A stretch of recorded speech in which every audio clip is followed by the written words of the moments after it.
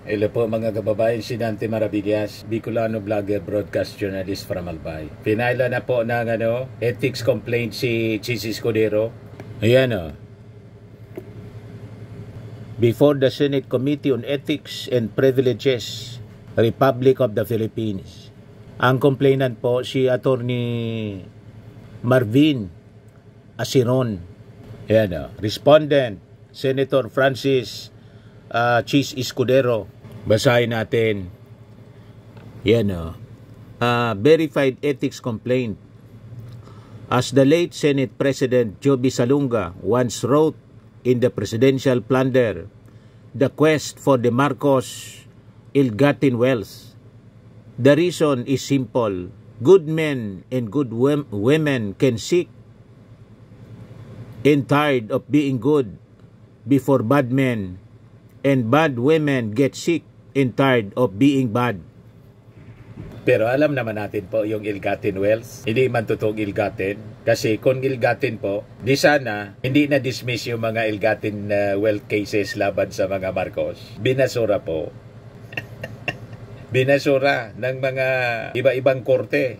Local courts and pati yung sa Amerika, sa New York, yung mga Swiss accounts. Pero dito sa complaint mga kababayan, ethics complaint, dinote pa rin ni Attorney Marvin Asiron yung sinabi ni Joby Salunga noon. Wala mang problema yan. Importante, updated tayo kung ano yung nangyari sa tinatawag na ill-gotten wealth ng mga Marcoses na isa-isa po na binasura ng korte.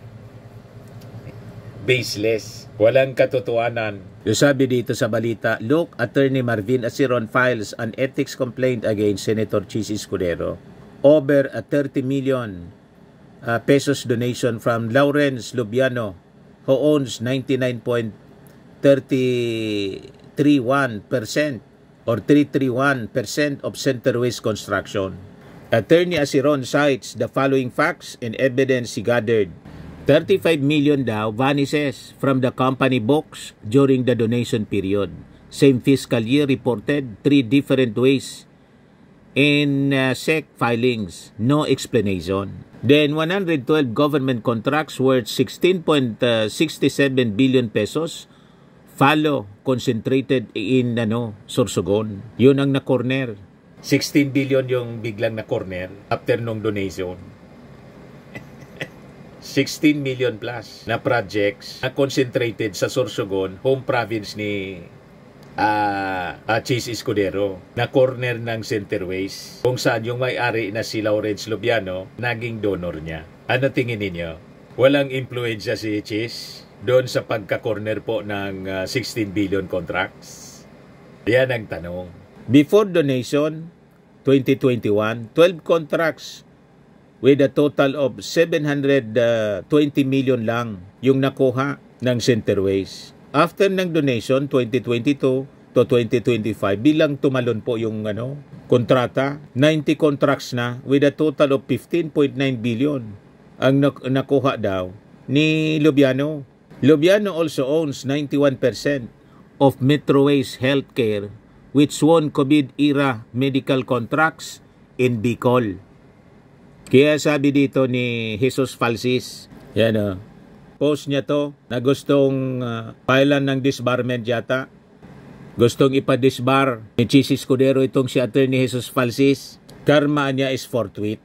Kaya sabi niya dito sa post, expel Chis Escudero from the Senate now. Dapat gayahin niya si ni Chis Escudero mga kababayan. Gayahin niya si Saldico. Nag-resign bilang congressman ng Ako Bicol Party List. Kaya lang yung pagiging Senate President nga niya, kung hindi pa siya kinudita ng kapwa niya senador at tiniloklok si Tito Sen, di man siya alis bilang Senate President. Buti pa si Speaker Martin, nag-resign bilang Speaker para walang impluensya sa investigasyon.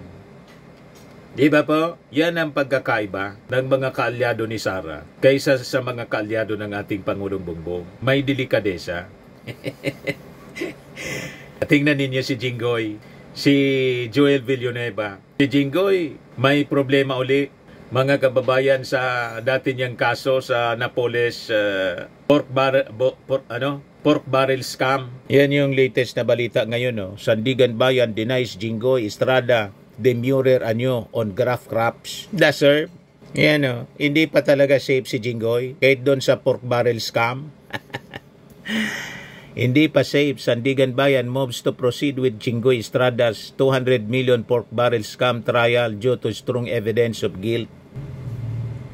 In its latest resolution, the Anti-Graft Court Special Fifth Division denied Estrada's bid to dismiss the charges, ruling that prosecutors presented enough evidence to sustain a prima facie case in the 200 million Priority Development Assistance Fund PDAP scam, and did, to the court's mind, the frequency and recurrence of his above actions, along with the totality of the evidence adduced by the prosecution in extant in the record, undoubtedly establishes a prima facie case to sustain a verdict of guilt against him at this point of the trial, the court said in a ruling signed by Chairperson Saldi Trespeses and Associate Justice Mary Ann Corpus Manalac and Maria Teresa Mendoza Arsiga.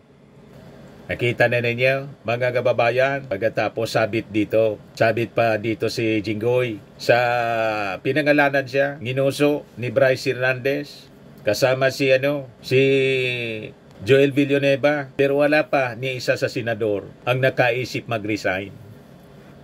Wala. Si Martin nag-resign as speaker, si Saldi nag-resign bilang congressman. Sino na ngayon ang may matino, mga kababayan, na pag-iisip? Di ba? At least yung dalawa po, nagdalang hiya. May delikadesa, mga kababayan. Itong mga senador na dikit sa mga Duterte. Manang-mana kay Sara Duterte na kahit na-impeach na proud pa. O di ba? Suportado ng mga kaori niya sa Senado.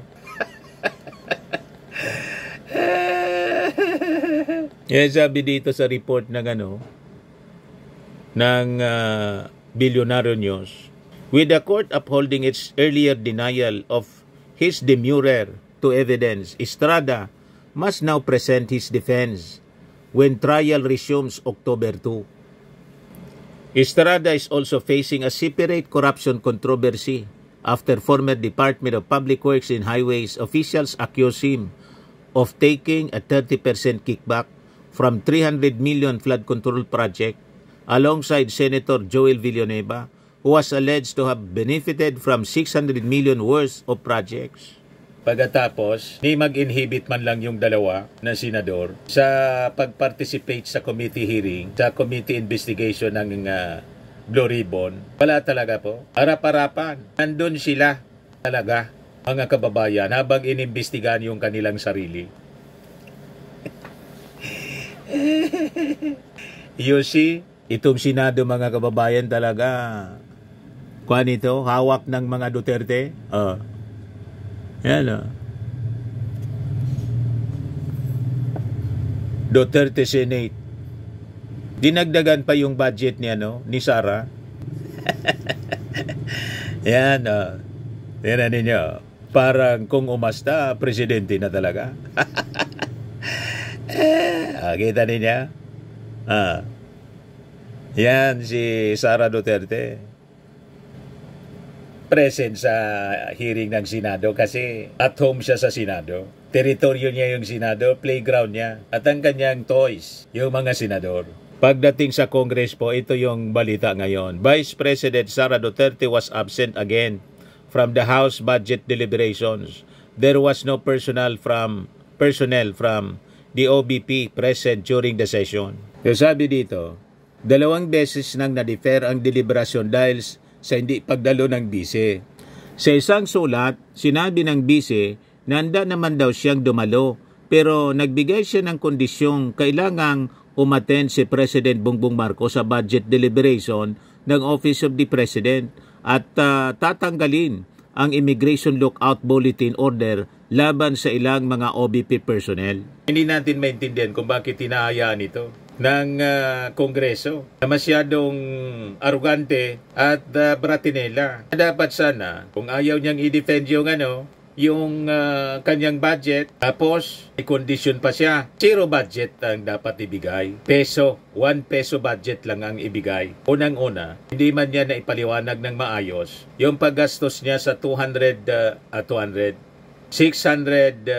million plus na confidential funds. Until today, hanggang sa na-impeach siya, na-archive na, hindi pa rin malaman ng ating mga mamamayang Filipino paano ginamit yung pondo ng bayan. You see? Yan ang pinakasimpleng aksyon. Ayaw mong i-defend, wag. Sinong logi? 2 beses na nag-absent, mga kababayan. Yes, sabi ni Renato Bani Sr., and who is she to ask for a condition to the President? Sabi ni BC Rigazzo, your conditions, demands are noted. Deliberation deferred. Next agency, please. Yun ang dapat gawin. Huwag aksyonan kung yan ang gusto niya. Si Yoret Cantillan, acting like a president na. May something. Sabi ni Demi, siya pang nagbigay ng kondisyon ngayon. Ubub talaga ang Inday Lustay na yan. Sabi ni Maribel, Marty ka, may kondisyon ka pa. Huwag ka umattend, di ka naman kawalan. Sabi ni Hil Asulanet, defer the OBP budget. Sabi ni Cabrera Noel, tanggal lang, okay, out, ubos ang pera ng taong bayan. Sabi ni Not Biboy, disapproved na ang budget. Parang nananadya si Sara. Para alimbawa, tinanggalan siya ng budget. Sasabihin, inaapi siya. Pabiktim. Tapos gagamitin niya sa propaganda na inaapi siya ng Marcos administration. Ganon ang strategy ni Sara Duterte.